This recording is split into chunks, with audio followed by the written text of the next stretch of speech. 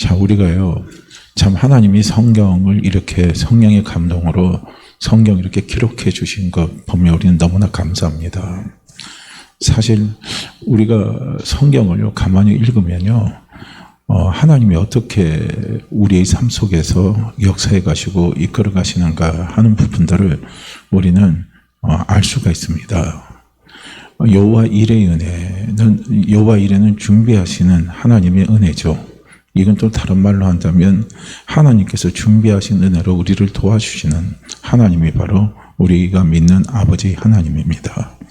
그런데 그 여호와 일에 하는 부분인데요, 근데 하나님께서 그 여호와 이레로 반드시 하나님께서 역사하시는 것을 어떻게 움직여 가시는가 하는 것들을 우리는 성경을 읽다 보면요, 찾아볼 수가 있어요. 근데 안 읽고 우리가 성경 그냥 속독으로 빨리빨리 이렇게 읽다 보면 그런 걸 찾을 수가 없는데, 정독으로 천천히 성경을 우리가 풀어가면서 보게 되면, 이런 상황 속에서 하나님은 또 이렇게 역사하시는구나 하는 것을 우리가 성경을 통해서 볼 수가 있어요. 그렇게 되다 보면은 내가 사실은 앞이 캄캄해서 길이 보이질 않아요. 근데 어떤 때는 우리가 신앙생활 하다 보면요, 하나님이 나를 또 버리신 것처럼 그렇게 막 생각이 들 때가 너무 많이 있습니다. 그럴 때는 막 우리가 답답해서 어떻게 견딜 수가 없어요. 이제 그럴 때는 기도해도 무슨 소용이 있을까, 이런 생각이 막 들 때가 많이 있고요. 찬송을 하나님 앞에 드려도 무슨 의미가 있을까, 막 이제 하나님의 말씀을 읽으면 뭐 할까, 막 이런 생각들이 우리에게 확 엄습해 와서 그것이 나를 막 한없이 영적으로 자꾸 디프레션을 가져오게 하고 영적 침체를 가져오도록 그렇게 해요, 어둠의 영이 역사할 때가 많이 있습니다. 우리는 그럴 때 하나님이 살아서 나와 함께 하시면서 그분이 어떻게 움직이시는가를 볼 수 있는 눈을 우리는 역시 어디서 찾아야 되느냐면 성경에서 찾아야 됩니다. 오늘 이제 그것을 오늘 본문은 우리에게 잘 보여주고 있습니다. 자, 오늘 본문의 제목을 기억하시는 하나님인데, 이건 또 다른 말로 한다면 생각하시는 하나님, 또 이건 또 다른 말로 하면 권념하시는 하나님, 또 이건 또 다른 말로 한다면 나를 긍휼히 여기시는 하나님, 다 같은 말입니다. 그래서 하나님은요, 나를 기억하셔요. 하나님은 나를 생각하십니다. 왜 생각하십니까? 하나님이 나를 불쌍히 계셔서 생각을 하시는 거예요. 그리고 왜 제가 이 말씀을 드리냐면, 여기서 권념하다라고 돼 있어요. 근데 여기는 이제 개정개혁에는요, 기억하다 이렇게 돼 있지만 우리가 원래 한글 개혁판에는 어떻게 써 있느냐면 권념하다 이렇게 돼 있습니다. 이 권념하다라는 말은 자카르입니다. 이 자카라는 말이 어떤 말이냐면은 이제 마음에 새기다, 이게 자카르예요. 마음에 새기는 거예요. 그게 새긴다는 건 조각 칼로 새기는 거죠. 마음에 새기는 거. 그래서 마음에 새긴다 할 때 이제 새기는 거고요. 그 다음에 또 이 권념하다 말은 우리가 아까 말씀드린 것처럼 기억한다, 새겨서 기억하는 거예요. 그러니까 마음에 새겨 놓으니까 잊지 않고 계속 기억을 하고 계시는 거죠. 또 기억을 한다는 것도 다른 말로 만나면 계속 하나님께서 나를 생각을 하시는 거예요. 나를 생각하셔요. 그래서 자카라는 말은 또 생각하다, 또 자카라는 말은 마음에 긍휼이 불붙듯 일어난다는 거예요. 마음에 긍휼이 불붙듯 일어나는 거예요. 그러니까 긍휼은 다른 말로 하면 우리를 불쌍히 여기는 마음이죠. 그러니까 하나님께서 우리를 기억하시는데, 우리를 생각하시는데 나를 불쌍히 여기시면서 하나님 나를 생각하시고 기억하신다는 거예요. 그러면 하나님이 언제 나를 불쌍히 여깁니까? 한번 생각해 보세요. 특별히 언제 하나님이 나를 불쌍히 여기는 마음이 막 불같이 일어날 때가 있잖아요. 우리도 삶을 살다 보면은요, 우리 자녀들은 우리는 잊지를 못하잖아요. 그죠? 자녀가 나에게 잘하든 나에게 못하든 우리의 자녀들은 부모는 절대로 잊지 못합니다. 잊지 못하는데 언제 더 못 잊느냐면요, 자녀들이 힘들고 어려울 때, 자녀들이 고통스러울 때, 자녀들이 하는 일마다 잘 안 되고 꼬였고 너무 고통스러워서 자녀가 막 힘들어해요. 그럴 때요, 그 부모는 그걸 기억을 하고 있어요. 자녀도 그 일을 당한 자녀도 잠을 못 자겠지만 잠을 더 못 자는 사람 누가 더 못 잘 것 같아요? 부모님이 잠을 더 못 잡니다. 날마다 밤잠 설치는 거예요. 눈 빨갛게요. 그냥 하얀 밤을 지새는 겁니다. 그러면서 그 마음에 어떤 마음이 듭니까? 궁휼히 여기는 마음, 불쌍히 여기는 마음이에요. 아이고, 저 자식이 저 상황까지 갔을 때 얼마나 힘들까, 얼마나 고통스러울까. 차라리 그거 내가 당했으면 더 좋은데, 내가 도울 수 있으면 내가 뭐든지 다 해서 도와줄 건데, 그러지 못하는 나, 아니면 도울 수 있으면요 도와주는 거예요. 내 자녀가 실수를 하든 내 자녀가 잘해도 하든 어쨌든 간에 우리 부모 입장에서는요, 자녀가 힘들어하고 막 고통스럽고 막 그럴 때요, 그 한마디 들을 때는요 부모 입장에서는 마음이 미지도록 아픈 거예요. 그러면서 자녀를 불쌍히 여기는 거예요. 궁휼히 여기는 거예요. 여기서 하나님께서 자카르가 바로 그걸 이야기하는 거예요. 하나님이 나를 그렇게 궁휼히 여기고 불쌍히 여기시는 거예요. 여기서 노아를 기억했다라고 하는 것은 노아를 이렇게 하나님이 생각하셨다는 거예요. 불쌍히 궁휼히 여기시는 그 마음이 노아를 향해서 강하게 하나님께서 일어나는 거예요. 그렇게 하나님이 생각하신다는 거, 하나님이 기억하신다는 거, 우리는 너무너무 감사하죠. 하나님께서 노아만 기억하시겠습니까? 오늘 예수 그리스도의 피로, 오늘 하나님의 생명으로 하나님의 자녀된 나를 하나님이 그렇게 기억하십니다. 왜 그렇습니까? 우리가 세상사를 사는 우리의 세상사가 어떻습니까? 평안합니까? 우리의 세상사가 우리의 원하는 대로 다 되질 않잖아요. 우리가 이 세상 살아가는 한 순간순간이요, 어떻게 보면 고통의 연속입니다. 힘듦의 연속이에요. 우리의 연약한 힘으로, 우리의 연약한 마음으로, 우리의 부족한 심성으로, 우리의 부족한, 우리의 있잖아요, 능력의 한계로는요, 이 세상을 우리가 감내하기에는 너무 힘들어요. 너무너무 어렵습니다. 이런 삶 속에 우리가 내던진 채로 이런 삶을 우리가 지금 살아가고 있는 거예요. 살아가고 있는 내 모습을 하나님은 어떻게 하십니까? 보신다는 겁니다. 보면서 그런 나를 하나님이 기억을 하시는 거예요. 생각을 하시는 거예요. 그러니까 하나님이 얼마나 우리를 볼 때는요, 궁휼히 여기시겠어요? 얼마나 우리를 하나님이 불쌍히 여기시겠습니까? 그러면서 하나님은요, 궁휼히 여기고 불쌍히 여서 거기서 끝나는 게 아니에요. 반드시 궁휼히 여기고 불쌍히 여기면요, 그 다음에는 뭐가 움직이냐면 행동이 움직이게 돼 있어요. 그러니까 하나님께서 노아를 기억을 하셨어요. 노아를 하나님께서 생각을 하셨습니다. 그 다음에 하나님이 움직이시는 게 뭘 움직이시냐면, 그 다음에 움직이는 게 보여요. 그걸 성경을 읽어보면요, 자, 한번 보세요. 48장 1절을 보면 하나님이 노아와 그와 함께 방주에 있는 모든 들짐승과 가축을 기억하사 그랬습니다. 여기서 방주에 있는, 그와 함께 방주에 있는 모든 들짐승과 가축을 기억한 건, 이거는요, 노아 때문에 이들이 복을 받는 거예요. 노아 때문에 복을 받아요. 노아의 가족이 복을 받아요. 하나님이 노아 때문에 노아와 함께한 가족들을 하나님께서 기억하시고 불쌍히 여기는 거예요. 또 노아 때문에 그 방주에 같이 들어간 동물들, 가축들을 하나님께서 불쌍히 여기고 궁휼히 여기시는 거예요. 그래서 기억을 해요. 그 다음에 하나님께서 궁휼히 여기셔요. 사실은요, 노아 입장에서나 노아의 식구들 입장에서는요, 150일 동안 방주에 갇혀 있는 게, 깜깜한 방주에 갇혀 있는 게 쉬운 일입니까? 쉽지 않는 일입니까? 쉽지 않는 일이에요. 힘든 일입니다. 고통스러운 일이에요. 깜깜한 방주에서 계속 비는 이제 내린다고 그러는데, 비가 언제까지 내릴 건가? 비가 내렸다면 얼만큼 물이 찼을까?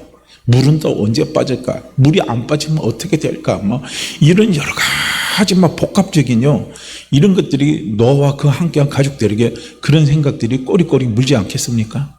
그럴 때 기도할 때 하나님께서 바로바로 응답하시면 얼마나 좋습니까? 노아야, 지금 비가 온 지 49일째야. 노아야, 지금 비가 온 지 100일이야. 앞으로 50일만 더 기다리면 돼. 노아야, 이제 150일이 됐어. 이제 전부 다 막 땅이 전부 다 막 물로 다 차버렸어. 그렇게 조금만 더 기다려. 그리고 조금만 더 기다리면 물이 또 빠질 거야. 맨날 몇 시에 물이 빠질 거야. 그럼 물이 쫙 빠지고 다 마르면 내가 너 불러내줄게 하고 하나님께서 순간순간 그때요, 그 답답하고 깜깜한 속에서 답답하고 힘들어하는 그 노아에게 순간순간 그런 말씀을 계속적으로 하나님께서 노아에게 하셨다면, 그렇게 답답하지는 않을 거예요. 그런데 150일 동안 하나님은 침묵하고 계신 거예요. 우리가 신앙생활 하다 보면요, 이런 일 겪을 때 많잖아요. 하나님이 꼭 침묵하고 계신 것처럼, 하나님이 나를 외면하신 것처럼 그렇게 느낄 때가 많아요. 그래서 아무리 와서 기도를 해도 묵묵무답이에요. 답이 없어요. 그렇게 답답한 거죠. 그리고 여기서 견디지 못하면요, 어디 가면 어떤 사람 어디로 찾아가요? 차라리 점쟁이 찾아가는 게 낫다 그래가지고 점집에 가잖아요. 또 차라리 그냥 무당 불러다 놓고 굿하는 게 낫다 그래갖고 무당 불러서 굿하는 사람도 있어요. 그래서 예수 믿는 사람들, 교회 다니는 사람 가운데서도 점집, 굿집 가서 다 찾아가가지고 그거 하는 사람들요 꽤 많습니다. 실제로 안타깝지만요, 그런 일이 있는 거예요. 그런데 우리는 꼭 기억을 하셔야 돼요. 내가 기도할 때 하나님께서 아무 응답이 없고 침묵하시는 것처럼 계신다 할지라도요, 어떻습니까? 반드시 하나님은요 움직이십니다. 반드시 하나님은요 역사하고 계십니다. 하나님의 응답에, 하나님의 음성에 하나님이 내 기도에 귀를 기울이지 않고, 내 아픔에 귀를 기울이지 않고, 하나님이 정말 나를 그냥 외면한 채 내버려 둔 것처럼 그렇게 느끼고, 그렇게 힘들고, 그렇게 고통하는 나를 하나님은 외면하지 아니하시고 이 가슴에 새겨놓고 불쌍히 여기시면서 하나님은 기억하고 계신다는 겁니다. 이걸 꼭 명심하시길 바라요. 꼭 명심하세요. 이게요, 우리의 신앙생활에 힘이 됩니다. 이것이 우리에게 위로가 돼요. 소망이 된다니까요. 시편 13편 1절 말씀에 보면 다윗이 그렇게 고백하는 게 있어요.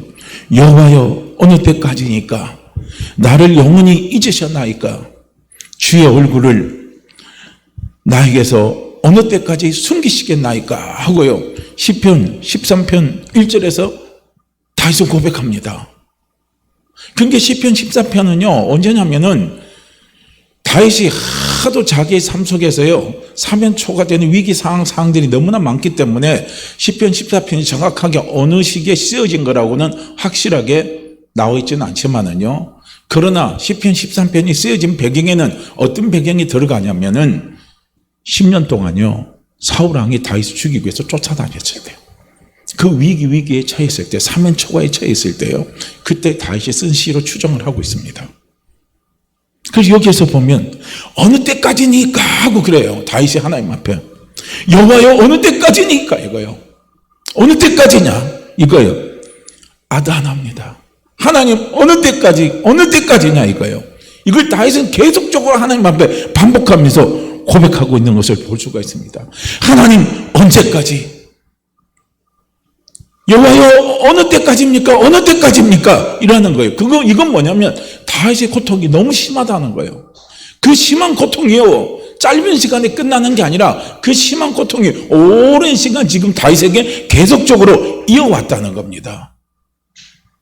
그래서 그 고통 속에서 다윗이 내 마음의 아픔, 힘듦, 절망, 이것을 지금 하나님을 어떻게 합니까? 절규하는 거예요. 여호와여 어느 때까지니까? 나를 영원히 잊으셨나이까? 우리가 신앙생활 하다 보면 이럴 때가 많잖아요. 하나님 내가 어느 때까지 기다려야 돼요? 언제까지 기다려야 돼요? 혹시 하나님 내 기도 지금 잊으신 거 아니세요? 하나님 혹시 하나님 나를 잊으신 거 아니세요? 우리가 이렇게요 생각될 때가 참 많이 있습니다. 다윗도 똑같은 거예요. 어느 때까지 이렇게 말하는 거예요. 그러면서 우리가요 시편 13편 1절입니다. 그 한 구절의 말씀에 다윗이 짧은 문장인데요 이런 표현이 3번이 나옵니다. 어느 때까지, 영영이. 왜냐하면 우리가 이제 개정 성경에는 어느 때까지라고 또 표현되어 있지만요 개역 성경에는 언제까지 이렇게 되어 있습니다. 어느 때까지, 영영이, 언제까지. 다시 이렇게요 한 구절에 3번씩이요 이런 말을 반복적으로 3번씩이나 언급하고 하나님 앞에 절규하는 모습을 볼 수가 있습니다. 그럼 얼마나 지금 다윗의 마음이 힘들고 답답하고 고통스러운가 하는 것을 우리는 여기에서 볼 수가 있다는 겁니다. 하나님 언제까지 영영이 하나님 나를 잊으십니까? 하고요, 다윗이 하나님 앞에 그렇게 말합니다. 그러면서 주의 얼굴을 어느 때까지 숨기시겠나이까? 하고요, 다윗이 고백을 합니다. 그래서 주의 얼굴을 나에게 언제까지 숨기겠냐 이렇게 했을 때요, 아까 제가 처음에 말할 때는 언제까지 어느 때까지 나를 하나님께서 잊으셨냐고 했을 때는 이건 조금 소극적인 거예요. 하나님이 그냥 나를 잊고 계신다는 건데, 여기서 주의 얼굴을 나에게서 어느 때까지 숨기겠나요? 이것은요 더 강한 표현입니다. 하나님 앞에 있는 표현보다 더 강한 표현으로요, 하나님 앞에 다윗이요 자기의 심정을 하나님 앞에 다시 한번 또 토로하고 또 고백하는 거예요. 여기서 숨기시겠나이까? 라고 했을 때요, 이 숨기신다 라고 하는 것은요, 이건 뭐냐면 의도적인 게 있어요. 의도적으로 하나님이 숨어버리는 거예요. 내가 누구 잡으러 가면 저 사람 보기 싫어서 피해서 도망가잖아요. 도와주기 싫어서 도망가고 피해서 도망가는 것처럼, 숨어버리는 것처럼 하나님이 그렇게 느껴진다는 겁니다.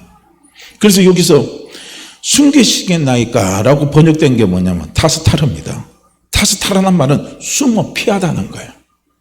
하나님 언제까지 하나님께서 숨어서 피하십니까? 이거예요.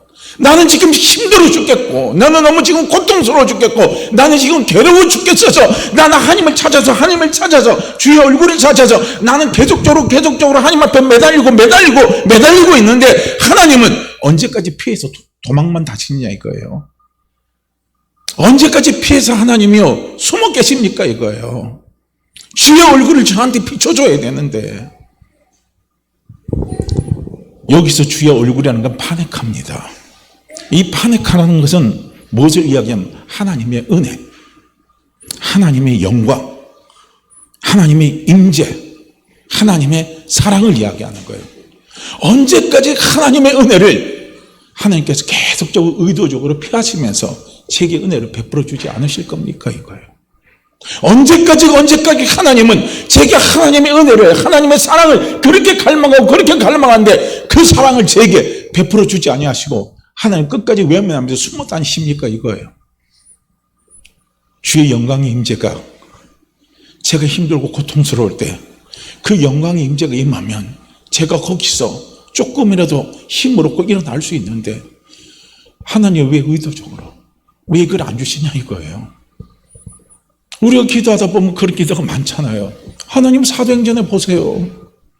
사도행전 보면 사도들이요 전혀 기도에 힘쓰니까요, 베드로 같은 사람들 그 하나님 택하신 그 70인들이 있잖아요. 120분들이 모여서 기도할 때 막 그런 놀라운 역사가 막 일어났잖아요.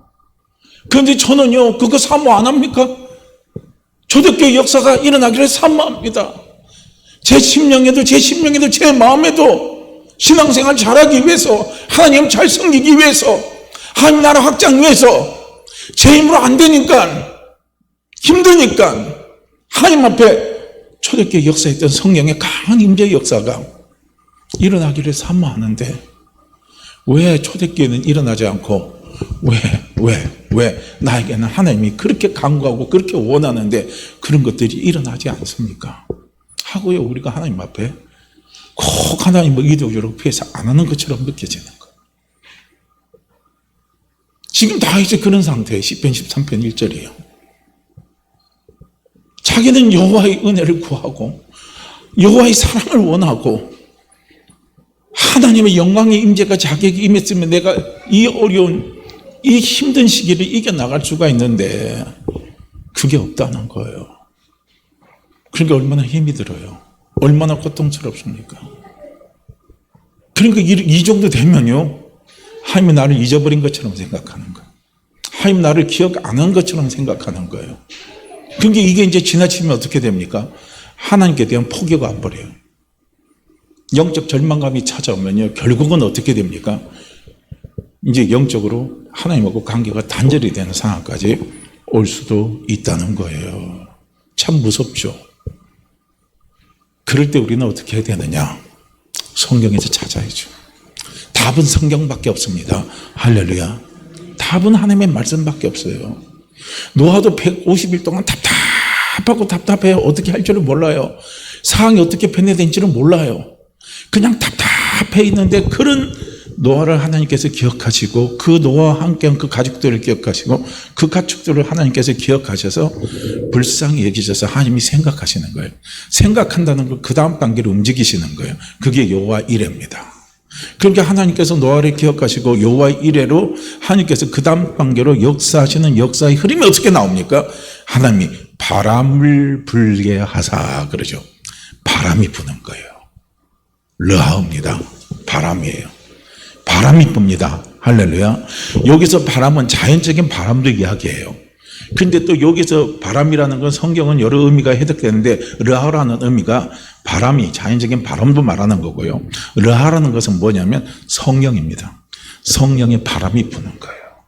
바람이 불어요. 바람이 불어서 어떻게 합니까? 물을 감하게 해버리는 거예요. 물이 가만히서 물이 빠지게 해서 이제 노아나 그 방주에 함께한 노아와 그 가족들과 그 가족들이 이제 방주에서 나오면 안전하게 해요. 어떻게 합니까? 생활할 수 있는 환경을 만들기 위해서 하나님께서 그 단계로 움직이시는 거예요. 할렐루야. 우리 이걸 봐야 된다는 거예요. 우리 눈에는 안 보이더요. 중요한 것은 무엇입니까? 하나님은 지금도 살아서 움직이신다는 거예요. 어떻게 움직이십니까? 하나님께서 내 기도를 기억하시는 거예요. 하나님께서 내 형편을 기억하시는 거예요. 하나님께서 내 상황을 기억하시는 거예요. 기억하셔서 하나님이 반드시 하나님은요 움직이십니다. 하나님이 움직이실 때는 어떻게 움직이십니까? 나를 나쁜 방향으로 내 인생이 안 되도록 내 인생이 불행해지도록 하나님께서 그렇게 움직이는 게 아니라는 거예요. 절망적인 내 인생이 희망적인 내 인생이 될 수 있도록 길이 안 보이는 내 인생이 길이 보이는 인생이 될 수 있도록 안 풀리는 내 인생이 안 풀리는 내 문제가 풀리는 문제로 해결할 수 있도록요 해결이 되어질 수 있도록 어떻게 하십니까? 하나님이 바람이 불게 하시는 거예요. 할렐루야. 문제 해결의 바람을 불어주시는 거예요. 아니면 답답하고 막 깜깜한 막 악한 영에 막 휘어잡고 있는 어떻게 합니까? 내 영혼 속에요. 우리가 이런 상태에서 하나님 앞에 울부짖고 부르짖으면요 어느 날 하나님께서 성령의 바람을 내 안에 확 불어주십니다. 그래서 우리가 복음성가 가운데 그게 있잖아요. 성령이 바람이 불어. 할렐루야. 사랑을 모르던 내가 사랑을 알게 됐어요. 하나님의 사랑을 몰랐어요. 그런데 하나님의 사랑이 알게 되는 거예요. 뭘 통해서요? 고통을 통해서, 어둠을 통해서, 힘듦을 통해서 나는 하나님의 사랑을 알았다 이거예요. 이거예요. 바람을 불게 해서요 물이 감하게 하시고 그 고통을 감하게 하시고 그 고통을 이길 수 있게 하시고 그 고통 속에 내가 승리하면서 하나님 앞에 영광 돌릴 수 있도록요 하나님께서 뭘 길을 내고 계신다는 거예요. 하나님께서 움직이고 계신다는 겁니다. 이걸 우리는요 성경을 통해서 볼 수가 있는 거예요. 이게 보여지면요 우리는 지금 어둠 가운데 빛이 보이잖아요. 그죠? 어둠 가운데 빛이 보이죠. 그 빛, 여호와 이레는 이렇게 움직이시는구나. 이렇게 움직이시는 거예요. 하나님 이렇게 역사하시는 거예요. 지금 우리가 아까 제가 시편 13편 1절에서 다윗과 같은요 이런 고통스러운 상황이에요. 하나님은 어느 때까지 내가 이 고통을 견뎌야 됩니까? 언제까지 하나님 제가 이 죽을 것 같은 고통, 죽음의 위기가 찾아온 이 고통을 내가 매일매일 같이 이 괴로운 고통 속에서 내가 언제까지 살아가야겠습니까? 하나님 나를 잊으셨습니까? 하나님 왜 자꾸 숨어 피하고 다니십니까? 저는 하나님이 원해서 하나님을 찾아다니는데 하나님 꼭 도망만 따시는 것만 같아요. 이제 이런 상황이에요. 이런 상황에 우리가 처했을 때 우리는 성경을 보게 되면 다시 길을 찾는 거예요. 그건 내 생각입니다. 할렐루야. 환경에서 처해 있는 그 환경을 감당치 못하는 내 연약함이에요. 내 한계 속에서 부딪혀오는 내 생각과 내 감정에 고백하는 고백이지 하나님은 언약의 하나님이십니다. 하나님은 나와 함께 하시는 하나님이에요. 함께 하겠다고 그분이 언약하셨잖아요. 함께 하겠다고 그분이 분명히 약속하셨잖아요. 함께 하시면서 그분이 어떻게 합니까? 내가 너를 버리지도 아니하고 내가 너를 떠나지도 아니하고 내가 영원히 너와 함께 하겠다는 거예요. 너를 도와주겠다는 거예요. 주는 나를 돕는 자신이 주님은 나를 도와주신다 그랬어요. 함께하면서 도와주신다 그랬어요. 그 언약, 그 약속은 절대로 변하지 않습니다. 그러면서 함께 하시면서 그분이 나를 돕는 도움의 손길은요, 내가 그런 고백을 하는 그 순간에도, 그런 감정을 느끼고 있는 그 순간에도, 그런 말을 내 입에서 알 수 없는 그 말을 내 입에서 계속 뱉어내는 그 순간에도 하나님은 주 여호와 나의 하나님 아버지는요, 그 순간에도 역사하고 계신다는 거예요. 그 순간에도 움직이고 계신다는 거예요. 일을 행하고 계신다는 거예요. 이게 믿는 게 중요하다는 거죠. 우리는 이게 중요한 거예요. 계속적으로 반복적으로 우리는 이것을 기억하면서 우리 입에서 읊조리는 거예요. 그 순간에도 하나님은 임마누엘로 나와 함께 하십니다. 나는 지금 내 감정은 이렇게 느끼고 내 입술에는 그런 말을 한다 할지라도 그래도 여호와 하나님 아버지는 지금도 살아셔서 반드시 좋은 길로 나를 인도해 주십니다. 나를 이끌어 주십니다. 이거예요. 이게 지금 우리에게요. 오늘 우리가 창세기 8장 1절 말씀을 통해서 우리는 그것을요 찾아볼 수가 있다는 겁니다. 그래서 하나님은요, 하나님이 택한 백성을, 택한 자녀를 하나님이 잊지 아니하시고 늘 기억을 하고 계십니다. 그래서 우리의 필요와 형편에 따라서 반드시 하나님은요 주의 얼굴을 우리에게 비춰주시는 거예요. 하나님 아버지의 은혜와 사랑을 우리에게 나타내 보여주십니다. 우리가 너무나 잘 아는 출애굽기 2장이요 23절과 25절 말씀을 우리가 보게 되면 열흘 후에 애굽 왕은 죽었고 이스라엘 자손은 고된 노동으로 말미암아 탄식하며 부르짖으니 그 고된 노동으로 말미암아 부르짖는 소리가 하나님께 상달된지라 그랬습니다. 하나님이 그들의 고통 소리를 들으시고 하나님이 아브라함과 이삭과 야곱에게 세운 그의 언약을 기억하사, 하나님 기억하십니다. 생각하십니다. 그리고 하나님이 이스라엘 백성을, 이스라엘 자손을 돌보셨고 하나님이 그들을 기억하셨더라 이거예요. 기억하셨고 생각했어요. 불쌍히 여기셨다는 거예요. 그 작품으로 나온 사람이 누굽니까? 그게 바로 모세잖아요. 하나님 움직이시는 거예요. 다 움직이셔요. 그들은 몰라요. 그들은 잘 모릅니다. 하나님 어떻게 움직이는지 모르지만은요, 중요한 것은 무엇입니까? 하나님은 움직이고 계신다는 거예요. 움직이시면서 하나님 일을 행하고 계신다는 거예요. 일을 행하는 여호와, 일을 행하는 여호와입니다. 그것을 지어 성취하시는 여호와, 하나님은 일을 행하시고 그것을 지어서요 하나님은 반드시요 성취해 나가시는 분이십니다. 우리는 그 고통에서, 그 어려움에서 우리는 부르짖는 거예요. 하나님 앞에 기도하는 거예요. 왜냐하면 우리는 언약을 붙잡고 기도하는 거예요. 하나님, 저는 하나님의 언약 안에 있는 하나님의 축복의 사람입니다. 하나님의 축복의 누굽니까? 자녀입니다. 사랑의 자녀입니다. 그래서 하나님은 저를 떠나지도 아니하시고 저를 버리지도 아니하시고 저와 영원히 함께 하시면서 하나님 도와주신다고 하지 않았습니까? 그래서 그 자녀에게 안겨주신 특권이 뭡니까? 기도하는 특권을 주셨잖아요. 기도하라, 하나님 응답하신다 그랬습니다. 구하라 그러면 주신다 그랬습니다. 두드리라 그러면 열린다 그랬습니다. 찾아라 그러면 찾게 해주신다 그랬습니다. 구하는 자에게 하나님은 좋은 것 주신다고 하나님 분명히 하나님 약속하지 않으셨습니까? 우리는 그거 기억하고 부르짖고 기도하는 거예요. 그 다음에는요, 하나님이 어떻게 움직여서 역사하실까는요, 우리의 생각에서 지워도 돼요. 우리의 생각에서 더 이상 생각 안 해도 됩니다. 하나님이 움직이시는 방향이요, 반드시 하나님은요, 그걸 안 되는 쪽으로 끌어가시는 분이 아니세요. 되는 쪽으로 끌어가십니다.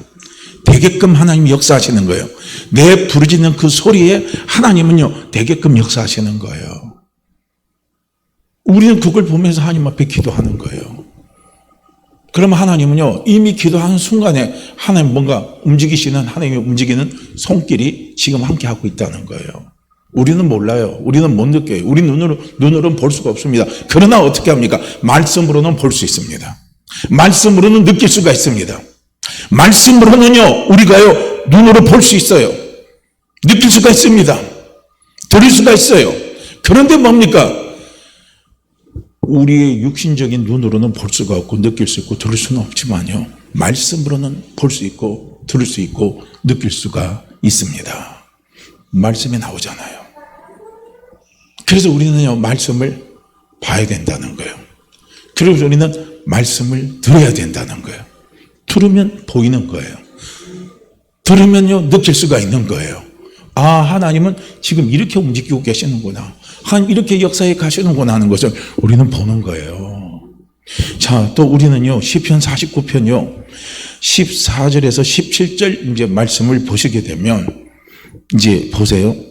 여기서도 보면 이스라엘 백성들이 너무나 절망적인 상황입니다. 왜냐하면 바벨론 포로로 끌려갔어요.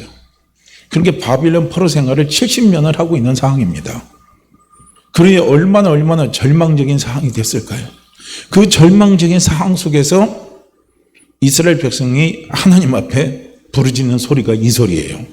그 소리에 대한 하나님의 응답입니다. 하나님의 응답이에요. 자, 보세요. 오직 시온이 이르기를, 이 시온은 이스라엘 백성을 이야기하는 거예요. 오직 시온이 이르기를 여호와께서 나를 버리시며, 이렇게 합니다. 여호와께서 나를 버리셨다 이거예요. 하나님이 나를 버리셨다는 거예요. 참, 이거 보면은요, 바벨론 포로로 끌려간 이스라엘 백성들이 하나님께 대한 불신앙이 여기서 다 볼 수가 있는 거예요. 하나님이 나를 버렸다 이거예요. 우리가요, 신앙의 밑바닥까지 가면 이런 생각 들어요. 이런 말 한다니까요. 하나님이 살아계신다면 나를 이렇게 내버려 두지도 않아. 그래서 나는 교회 안 다니는 거야. 그래서 교회가 싫어. 나는 하나님이 싫어. 그래서 난 더 이상 난 하나님 찾지 않아. 내 인생을 내 맘대로 내가 다시 살아갈 거야 하고요. 그러면서요, 교회를 떠나고 하나님을 외면한 사람들이요, 의외로 지금 교회 바깥으로 나간 사람들이 많아요. 그 사람들이 많습니다. 하나님을 믿고 사느니 내 주먹 믿고 사는 게 훨씬 편합니다 하고요, 떠나간 사람들이 많아요. 이 하나님께 대한 불신앙입니다. 그렇지만은 하나님은 이런 이스라엘 백성들을 향해서 하나님은 뭐라고 하신 줄 아십니까? 너희가 나에게 이런 말을 한다 할지라도 너희랑 내 약속은 반드시 이루어진다는 거예요. 반드시 그거는 지켜주신다는 거예요. 뭐라고 말씀하냐면요, 하나님이 그들을 결코 버린 것이 아니라 예루살렘으로 다시 돌아오게 하신 후에요, 그 땅이 좁아서 살 수 없을 정도로 하나님께서 너희들을 번성하게 하는 축복을 하나님께서 허락해 주실 것이라고 구체적으로 하나님께서 이스라엘 백성들에게 응답하시는 것을 볼 수가 있어요. 사실 어떻게 보면은요, 이스라엘 백성들이 하나님하고 언약했잖아요. 율법, 계약을 맺었어요. 계약을 맺었기 때문에 그들이 하나님이 맺은 계약을 지키지 않았기 때문에 하나님 앞에 버림받아도 할 말이 없는 사람들이에요. 그럼에도 불구하고 하나님은 이스라엘 백성들을 기억을 하시는 거예요. 기억을 하시고, 그리고 그들을 향한 하나님의 구원의 계획을 하나님께서 말씀을 해주시고 있는 것을 우리는 볼 수가 있다는 거예요. 여기서 이제 시편 이사야 49장 14절에서 이제 17절 말씀을 이제 제가 조금 더 들어가서 볼게요. 여호와께서 나를 버리시며 주께서 나를 잊으셨다 하였거니와, 그랬어요. 주님은 우리를 잊으셨습니다. 하나님 우리를 버리셨습니다 하고요. 그들은 분명히 단호하게요, 바벨론 포로 70년의 생활 속에서 그렇게 하나님 앞에 이야기를 해버렸어요. 그런데 거기에 대해서 하나님은 뭐라고 말씀을 하시냐면요, 19절 말씀해 보면 여인이 어찌 그 젖먹는 자식을 잊겠으며 자기 태에서 난 아이를 긍휼히 여기지 않겠느냐라고 말합니다. 이것은 한마디로 말하면요, 하나님의 절대적인 사랑에 대한 표현입니다. 여인이 그 젖먹는 자식을 어떻게 잃어버리겠느냐 이거예요. 이 말은 다른 말로 한다면요, 여인이 그 젖먹는 자식을 잃어버린다 할지라도 나는 너희를 결코 잊지 않는다는 겁니다. 나는 너희를 꼭 기억하고 있다는 거예요. 이것을 하나님이요, 어떻게 하십니까? 이스라엘 백성들에게 말씀을 하고 있는 것을 볼 수가 있어요. 그러니까 우리는 여기에서 답을 찾을 수 있잖아요. 때로는 우리가 하나님 앞에 바로 서지 못하는 내 모습이에요. 특히 우리가요, 일이 꼬이고 힘들 때, 아까 다윗과 같은 그런 상황에 시편 13편 1절 속에서 처한 그 상황이 되면은요, 우리는 자꾸 뭐가 자꾸 생각이 나냐면, 그럴 때 우리는요, 참 희한합니다. 하나님 앞에 잘한 게 생각이 안 나요.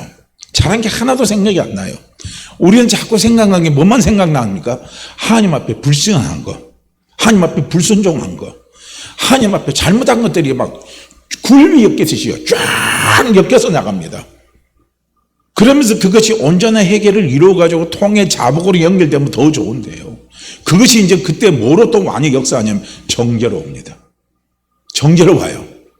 막 판단으로 막 우리 속에 막 움직여요. 그럴 때 우리는요, 어떻게 되냐면은 하나님께 대해서 오해를 하는 거예요. 그렇기 때문에 하나님 나를 버렸다 이거야. 그렇기 때문에 하나님은 나와 함께하지 않는다 이거야. 그렇기 때문에 나는 하나님의 도움을 받을 수가 없다 이거야. 그렇기 때문에 내가 하나님의 도움을 아무리 구한다 할지라도 하나님이 절대로요 나를 도와주지 않는다는 거예요. 왜냐하면 불신앙 때문에, 불순종 때문에, 하나님 앞에 올바로 서지 못한 것 때문에. 그런데 어떻습니까? 오늘 바벨론 포로 70년에서 이스라엘 백성이 뭐라고 말합니까? 하나님께서 우리를 잊었습니다. 영원히 잊었습니다. 그런데 하나님은 거기에 대한 답을 뭐라고 답을 하고 계십니까? 내가 너를 잊었다. 내가 너를 버렸다 하고 하나님이 말씀하십니까? 그렇게 말씀 안 하잖아요. 우리 성경을 똑바로 봐야 됩니다.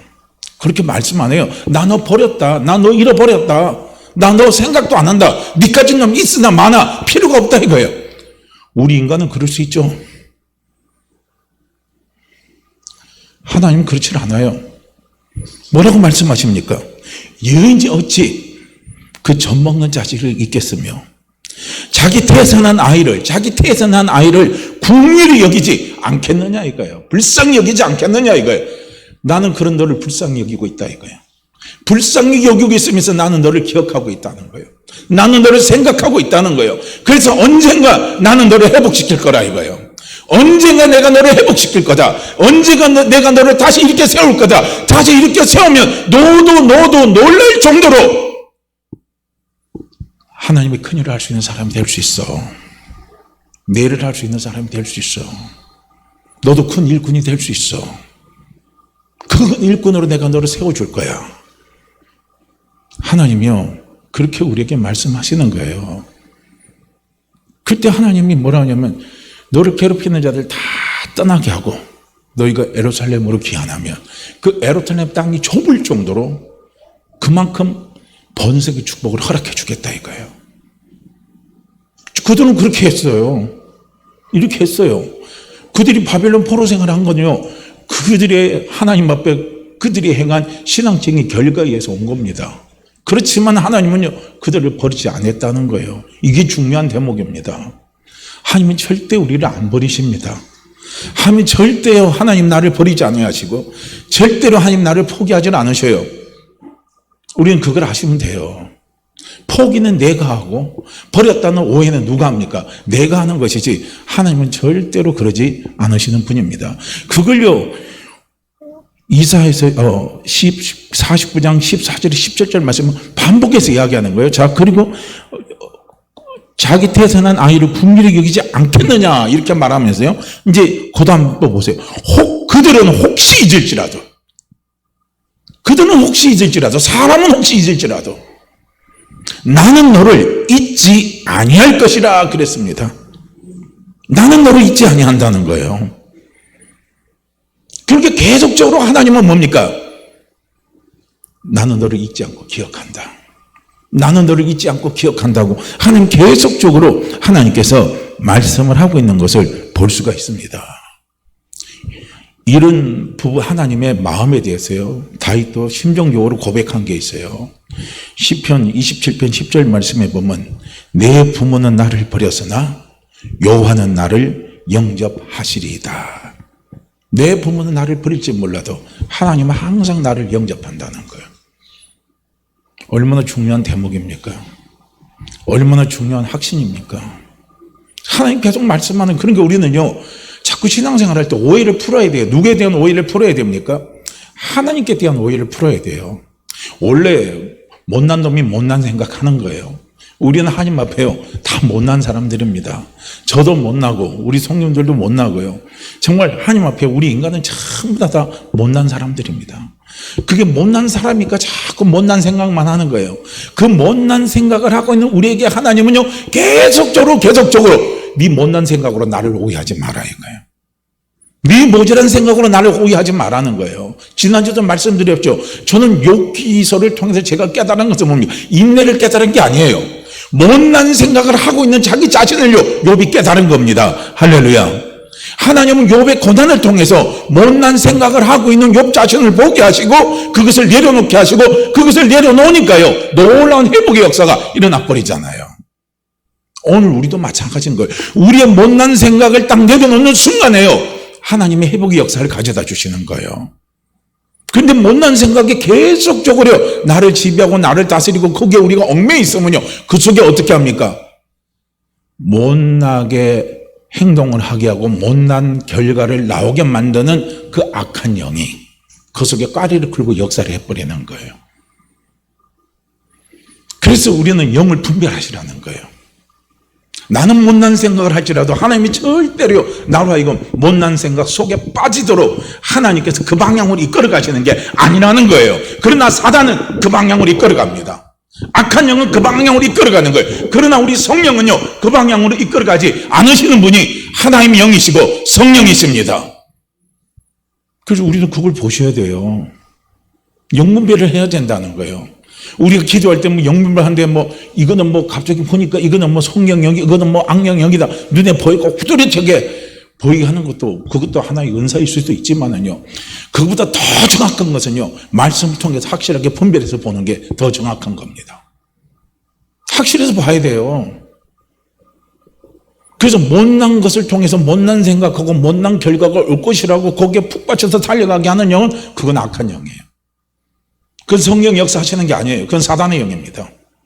그건 거짓의 영이에요. 그러나 성령은요, 내 생각이 못난 생각을 할지라도 절대로 그 못난 생각 속으로 하나님 나를 끌어가지 않으신다는 거예요. 그렇게 하나님이 역사하고 하시는 거예요. 그들은 혹시 잊을지라도 나는 너를 잊지 아니할 것이라 하나님은 말씀합니다. 그리고 그 다음에 또 보세요. 계속 하나님은 반복적으로 말씀을 하시는 거예요. 반복입니다. 할렐루야. 믿음은 어디서 와요? 들음에서 와요. 하나님이 나를 버리지 아니하고 나를 떠나지 아니하시고 하나님이 나를 도와주신다, 하나님이 내 편이 되신다, 그 믿음이 오려면요, 우리는 그런 말씀을 반복적으로 들어야 된다는 거예요. 오늘 나는 못난 생각을 한다 할지라도 절대로 하나님은 내 못난 생각대로 하나님은 내 인생을 이끌어가지 않으신다는 거예요. 내 사업을 이끌어가지 않는다는 거예요. 내 가정을 이끌어가지 않으신다는 거예요. 이것을 우리는요, 계속적으로 반복해서 들어야 된다는 거예요. 오늘 이 못난 생각하고 있는 이스라엘 백성들에게 하나님께서 그 못난 생각을 고쳐주시기 위해서 계속적으로 반복적으로 이야기하는 거 아니겠어요? 여호와께서 나를 버리셨다, 나를 잊으셨다 했는데 하나님 반복적으로 말씀하잖아요. 어찌 여인이 그 젖 먹는 자식을 잃어버리겠느냐? 자기 태어난 아이를 국률이 여기지 아니하겠느냐? 그들은 혹시 잊을지라도 나는 너를 잊지 않는다 이거예요. 계속적인 뭡니까? 반복이에요. 계속적인 반복으로 이스라엘 백성들에게, 포로로 잡혀있는 이스라엘 백성들에게 그 못난 생각에서 벗어날 수 있도록요, 하나님은 반복적으로 말씀을 하시는 거예요. 그래서 우리가 영적인 지각력도요, 어디서 생긴 줄 아십니까? 하나님의 말씀을 이해하는 능력, 하나님의 말씀을 깨닫는 능력, 어디서 온 줄 아십니까? 말씀을 반복해서 들으세요. 처음에 들을 때 이해가 안 가요. 근데 그걸 또 2번 들어보세요. 또 달라요. 3번 들어보세요. 또 달라요. 4번 들어보세요. 또 달라요. 5번 들어보세요. 또 달라요. 저도요, 이렇게 설교를 준비하면서 처음에 이 말씀을 한 번적으로 쫙 읽어볼 때는요, 이렇게 돼요. 그런데 또 한 번 또 읽어봐요. 이러다, 그렇네? 그렇게 돼요. 또 한 번 또 읽어봐요. 그래서 3번, 4번, 5번, 10번씩 읽어봐요. 그럼 이 안에서 깨닫는 게 확 옵니다. 이게 달라지는 거예요. 저도 지금 창세기 8장 1절 말씀에서요, 여기서 여호와 이레를 제가 어디서 발견했겠습니까?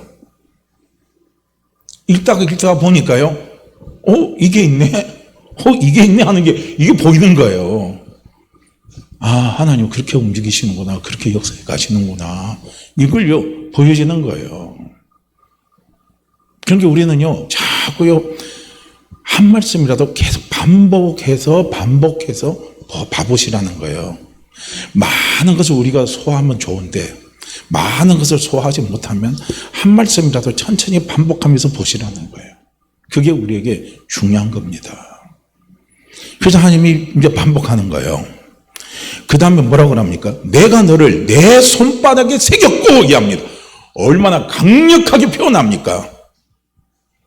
못난 생각하는 그들에게 생각을 바로잡게 해서 내가 너를 내 손바닥에 새겼다는 거예요. 이거는요, 옛날에 근동지역에서는요, 이 손바닥에 이름을 새기는 것은 누가 새기냐면 종놈이 새기는 거예요. 종이 자기 주인 이름을 자기 손바닥에 새기는 거래요. 옛날 근동의 간섭이. 그런데 한번 생각해 보세요. 거꾸로 된 거예요. 하나님이 우리의 주인 아니십니까? 아버지가 우리 주인이시잖아요. 그런데 하나님이 당신의 손바닥에 내 이름 석자를 새기고 나를 기억하고 있다는 거예요. 그건 뭡니까? 옛날에 근동기억은 노예에게 자기 손바닥에 주인 이름을 새기는 거. 네 주인이 이 사람은 너 잊지 말아라, 이 소리 아니에요. 잊지 말아라. 네 손바닥에 새겨놓은 이 이름 새겨놓은 이 사람이 네 주인이야, 네 주인이야, 네 주인이란 걸 너는 잊지 말아라고요. 그래서 노예에게 이 손바닥에다가 주인 이름을 새겨놓는 거예요. 목적이 거기에 있겠죠. 그런데 하나님은 반대예요. 이걸 제가 어떻게 표현을 할지 모르겠어요. 이게 제가 이 주석에 들어가서 보니까 너무 놀라운 거예요. 제가 성경 속에 막 빨리 들어갈 때요, 제가 막 눈물을 펑펑펑 우는 구절이 바로 이 구절입니다. 내 이름 석자를 내 손바닥에 새겨놓고 나를 기억하고 있다, 이거예요. 저는 하나님 앞에 그런 존재가 아니었어요. 저는 하나님 앞에 꽉 눌려 있었어요. 그런데 그 말씀을 딱 대하는 순간에 막 눈물이 달구통 같은 눈물이 막 뚝뚝 떨어지는 거예요. 이 부분의 말씀에서. 근데 이 부분의 말씀이 실질적으로 지금 제가 주석에 들어가서 찾아보니까 어떻게 표현을 못 하겠는 거예요. 하나님의 사랑이 이렇다는 거예요. 내가 너를 종이 되면서까지도 내가 너를 섬긴다, 이거예요. 주인이 종이 되는 거, 이게 쉬운 일입니까? 얼마나 하나님의 사랑이요, 얼마나 여기서 구구절절하게 느껴집니까? 저는 이 부분 보고 다시 한번 깜짝 놀랐어요. 아, 이게 이런 것이었구나 하는 것을 본 거예요. 아, 참 너무 놀랍죠. 참 우리 하나님 아버지는요, 이렇게 놀라우신 분입니다. 이건 뭡니까? 내가 절대로 어느 때 어느 순간이라도 내가 너를 잊지 않겠다는 거예요. 내가 종이 돼서라도 너를 잊지 않겠다는 거예요. 너를 기억하신다, 이거예요. 너를 도와주겠다는 거예요. 우리는 이런 하나님의 큰 은혜를 받은 사람입니다. 이런 여호와의 얼굴의 은혜의 광명을 우리는 더 집은 사람이 오늘 예수 그리스도를 믿는 납니다. 그러니 생각해 보면 얼마나 하나님 앞에 감사합니까? 그게 하나님 반복적으로 또 말씀하시는 게 이스라엘 백성에게요. 얼마나 놀라워요. 그러니까 우리가요, 말귀를 못 알아들을 때는요, 계속적으로 반복해서 이야기하는 거예요. 그래야 어느 날 말귀를 알아듣고 깨닫는 거예요. 그럼 이제 믿음이 오는 거죠. 그 다음에 또 이제 뭐라고 말씀하냐면, 너희 성벽이 항상 내 앞에 있나니, 너희 성벽이 항상 내 앞에 있다는 거예요. 이것은 무엇을 이야기하냐면요, 하나님이 예루살렘 성을 언제나 하나님께서 기억하고 계신다는 겁니다. 실질적으로 이스라엘 백성들이 바빌론에서 포로 생활을 할 때가 BC 6세기 경입니다. 그 BC 6세기 경에는 이미 예루살렘 성은 완전히 다 파괴가 됐어요. 그러니까 파괴가 된 예루살렘 성을 볼 때 사람들의 생각에는요, 당연히 어떤 생각을 합니까? 하나님이 떠났어. 하나님이 버렸어. 하나님의 기억에도 다 사라졌어. 우리는 그런 생각해요. 지금 한번 보세요. 서유럽에 있는 영국이나 독일이나 폴란드나 이런 나라들 한번 보세요. 지금 종교개혁이 일어났던 나라, 그 대부흥이 일어났던 나라, 그런 나라들이 지금 다 엉망이 됐잖아요. 우리 보면 다 잃어버린 것 같아요. 지금 북한도 한번 보세요. 평양 대붕이 일어나가지고 엄청나게 우리나라의 그 기독교에 있잖아요. 우리 신앙의 부흥의 그 불길을 일으켰던 그 진원지가 다 북한 아닙니까? 그런데 우리가 볼 때는 북한이 지금 폐허가 돼도 너무너무 우리가 말할 수 없잖아요. 완전히 우상의 땅이 돼버렸고 우상의 나라가 돼버렸잖아요. 우리 볼 때는 그래요. 폐허가 다 됐습니다. 그럼 그곳에 하나님의 영광이 우리는 없을 거라 생각하지만 저는 그렇게 보지를 않는 거예요. 그렇게 안 봅니다. 하나님이 기억하고 계시는 거예요. 하나님이 반드시 기억하고 계십니다. 기억하고 계시고 때가 되었을 때 하나님은 지금도 움직이고 계시는 거예요. 때가 되었을 때 그 움직임의 열매를 우리의 눈으로 하나님께서 보게 하십니다. 우리는 그걸 보고요. 우리는 기도할 수 있어야 되는 거예요. 그래서 하나님은 예루살렘 성을 하나님의 관심으로부터 절대로 벗어나지 않았다는 것을 하나님이 강조하는 거예요. 여기서 항상이라고 해당되는 이 원어는 뭐냐면 타모드입니다. 이 타모드는 뭐냐면 간격이 끊이지 않고 언제나 계속되는 상태입니다. 그러니까 간격이 끊이지 않고 언제나 계속되는 상태는 뭡니까? 하나님께서 항상요. 어떻게 합니까? 한순간도 하나님은 이 예루살렘 성을 하나님이 잊지 않으셨다는 겁니다. 잊지 않고 하나님 어떻게 합니까? 긍휼히 여기셨다는 거예요. 불쌍히 여겼다는 거예요. 긍휼히 여기고 불쌍히 여기면 도움의 손길이 움직이고 있다는 거죠. 그거예요. 우리가 정말 한 사람을 불쌍히 여기면요. 그 사람을 돕기 위해서 뭔가 내가 움직이게 행동을 합니다. 그게 한다니까요. 그게 하나님도 마찬가지신 거예요. 그러면서 너희는 내가 너희를 버렸다고 생각할지 몰라도 나는 잊지 않았다. 기억하고 있다.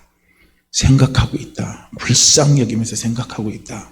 그러면서 그 다음에 하나님께서 말씀하신 게 뭐냐면은 내 자녀들은 속히 돌아오고 너를 헐며 너를 항폐케 하던 자들은 너를 떠나가리라 말씀하는 거예요. 이제 바빌론이 무너진다는 겁니다. 바빌론이 망하게 되는 거예요. 그리고 예루살렘 귀환으로 가서 이제 예루살렘 성이 재건이 되고 그리고 거기에 이제 이스라엘 백성들이 다시 회복되고 번성하는 놀라운 은혜를 내가 너희에게 베풀어 준다는 거예요. 그 열매를 먹게 해주시겠다고 하나님께서 말씀을 하시는 것을 볼 수가 있습니다. 오늘 우리의 힘은 무엇인 줄 아십니까? 내가 잘나든 못나든 특히 기억하세요. 내가 못난다고 생각할 때, 내가 못났다고 생각할 때요. 내가 하나님 나를 꼭 버린 것처럼 느껴진다고 생각될 때 속지 마시기 바랍니다. 속지 마시길 바라요. 속지 마시길 바랍니다. 그 순간에도 하나님 나와 함께 하시면서 하나님 나를 돕고 계시고 여호와 이레에 하나님의 은혜가 움직이고 계십니다. 역사하고 계세요. 그래서 여호와 이레의 움직임이 있으니까 조금만 기다려 보면 가만히 못난 내 생각을 내려놓고 잠잠히 기다리면요 여호와 이레의 열매가 어떤 열매인지를 하나님이 우리 눈앞에 반드시요 보여지게 하시는 은혜의 축복을 가져다 주신다는 것을요 꼭 기억하시기를 바랍니다. 그래서 나를 기억하시는 하나님, 나를 생각하시는 하나님, 나를 긍휼히 여기시면서 불쌍히 여기시면서 나를 도우시는 하나님, 이 하나님이 누구의 하나님이라고요? 나의 하나님이십니다. 나의 아버지십니다. 나의 주가 되시는 분이세요. 꼭 우리가요 이거 믿고요 우리가 한 주간도 우리에게 이거 믿고요 꼭 붙잡고 기도하면서요 우리가 승리하시면서 살아갈 수 있는 우리 모두가 되기를 주의 이름으로 축복합니다. 자, 우리 이 말씀 같이 읽습니다.